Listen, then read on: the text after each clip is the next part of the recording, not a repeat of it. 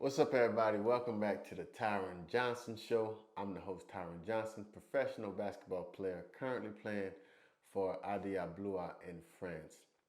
Welcome to the show.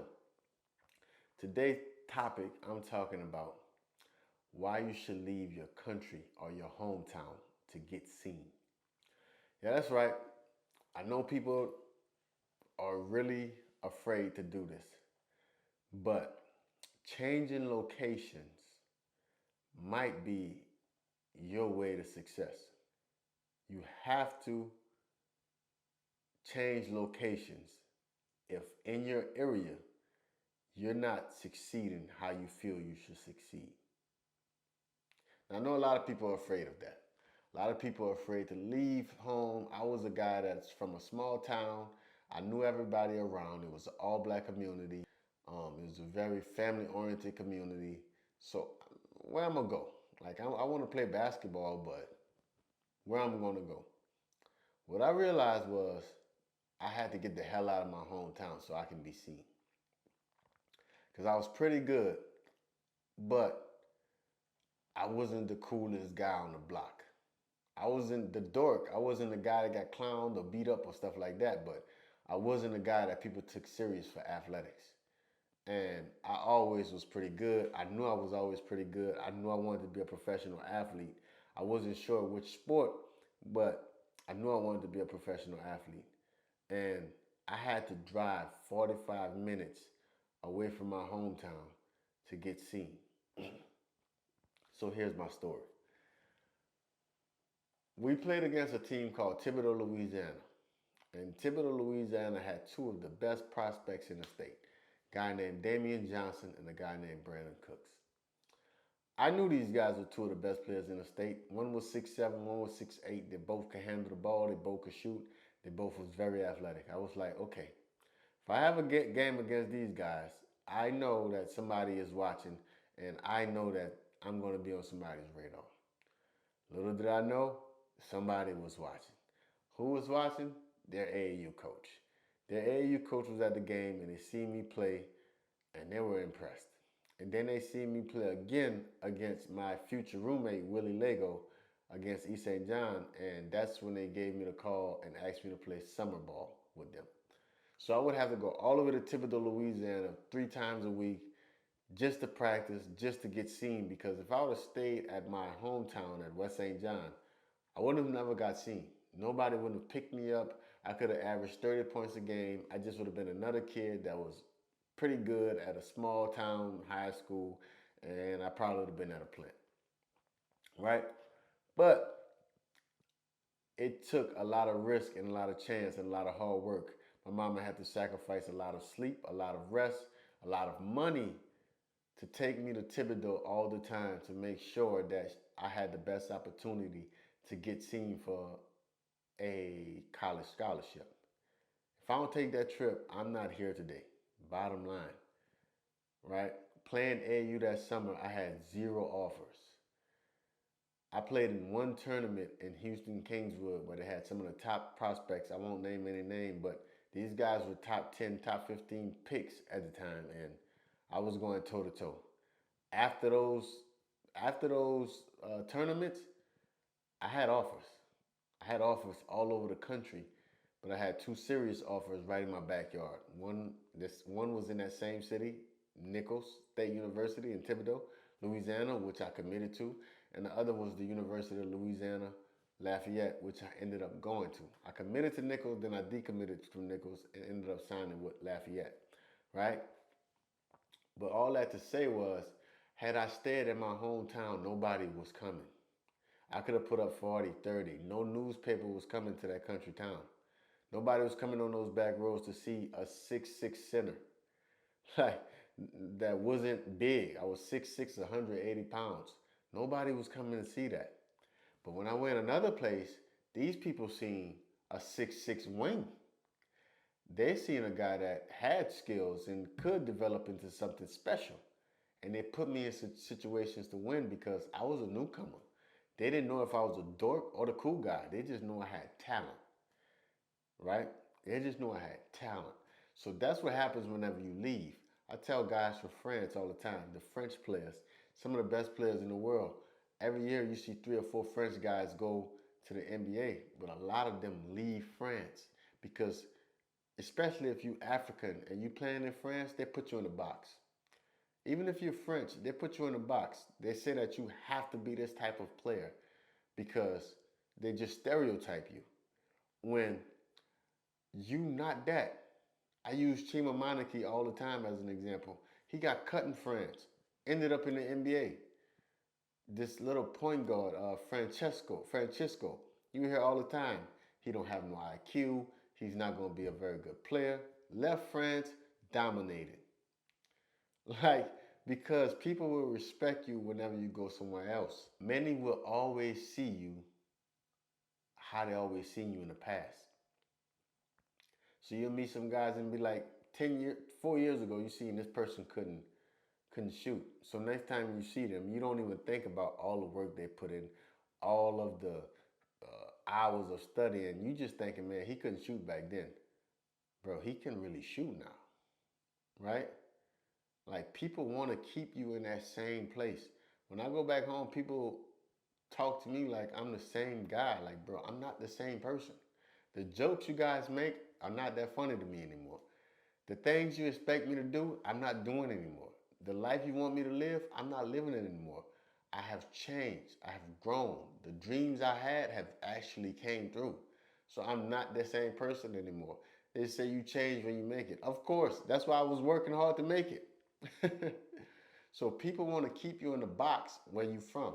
You cannot you cannot let people keep you in the box where you from because it's for their own satisfaction. They don't care nothing about you. They just want to be like, I told you so. But whenever you make it, they're gonna be like, I told y'all so. Now they're gonna be talking about everybody else. Hey, I told y'all that's my guy, that's my cousin, that's my boy, that's my bro. But if you don't make it, it's like, man, I told y'all he wasn't good enough. That it's a lose-lose situation with your hometown because they don't respect you. But somebody from across the world can come through. You ever seen the new dude that come to school? He get all the girls. Or the new girl that come to school, all the dudes want her. It's because it's the new. People are attracted to the new. They want the new shoes, the new game, the new clothes, the new players, the new this, the new that, the new that. And they forget about the people that's right on side of them. So that's why you might have to change location so that you can get seen. Because when you change location to get seen, it gives people the chance to see you for the very first time. And now you get to have a brand new impression. But now you're smarter. Now you're wiser. Now you're bigger. Now you're stronger. So this time when the person see you, they're like, whoa, who is that guy? And now you got to take advantage. Because I knew, I'm like, I'm here now. Once I was on the scene, once they started saying I was top 20 players in the state, I was all state, I was all this. Oh, now they had to see me. They had to see me. I had to play. I'm gonna tell y'all a story that I never told before. I've told it to people in my personal life, but this is my first time telling this story on the internet, and I think it's gonna show people how important it is to do what you gotta do to get where you wanna get to. I'm playing football. I'm a quarterback, right? I worked my butt off to be a starting quarterback, and I never was really given a fair shake. So I ended up being a deep snapper and a backup quarterback, right? The week before our quarterback went down, I threw a touchdown pass to win a game, right? Next week I'm back on the bench, but it's a big tournament against those same guys from Thibodeau. This time these guys are getting recruited by Connecticut. One have been, Damien had committed to Minnesota University, but Cooks was being recruited by everybody in the nation. I was like, I gotta play in this tournament. And my head coach was not letting me go. My head football coach, who was also the athletic director, was like, no, you're playing football. If you're playing football, then you can't play in the tournament. I'm like, bro, I have no future in this right now. I'm going to play basketball this weekend. And he was like, no. I was like, well, the only way I can play basketball is if we lose Friday night. And he was like, yes, that's the only way you can play. We're probably not going to lose. I don't know who we was playing against. It was a dogfight. I told them, do not put me on that football field because I'm going to play basketball. Boom. They made me sign up. They made me dressed out. because I was the team deep snapper and I was the backup quarterback. I said, bro, if I get in that game, y'all gonna regret it. As soon as I got in the game, it's time to punt. Bloop, fumble. I think we might have recovered it, but the other team had good field position. Second half, bloop, fumble. I said, bro, I'm telling y'all, don't put me on this field. I'm going to lose the game. I think another time I bloop, fumble again. And we lost the game to a team that we probably should have won. And mainly because of me. But that's how serious I was about playing in this game the next day. I don't play in this game, bro. I don't get no scholarship. And these coaches, these teachers, these people that's put in position of power has held so many people back because of some bullshit ego that they have or some type of vendetta that they have or some power trip that they have that they was willing to risk me not getting to where I want to get to because of whatever they had going on to say that they won a football game. Bro, my life was on the line. And they didn't understand that. That person didn't understand that.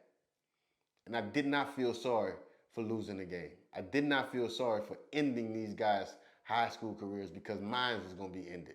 So it was a dog eat dog world.